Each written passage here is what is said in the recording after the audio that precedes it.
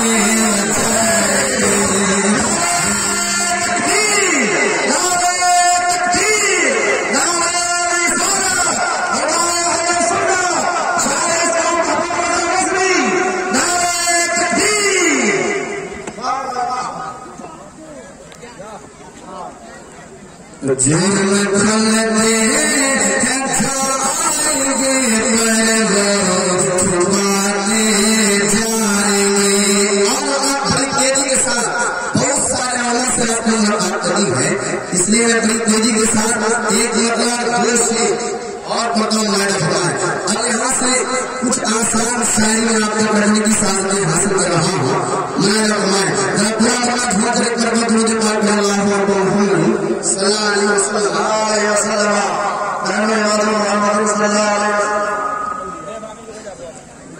अच्छा, मैंने मकला लिया हूँ, उससे पहले एक शेर सुनियों के हवाले से ये मेरा शेर बड़ा मशहूर है।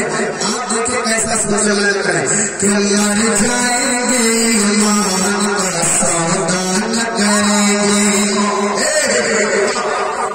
मैं पहली बार इस दया में देख रहा हूँ कि इतनी खामोशी है और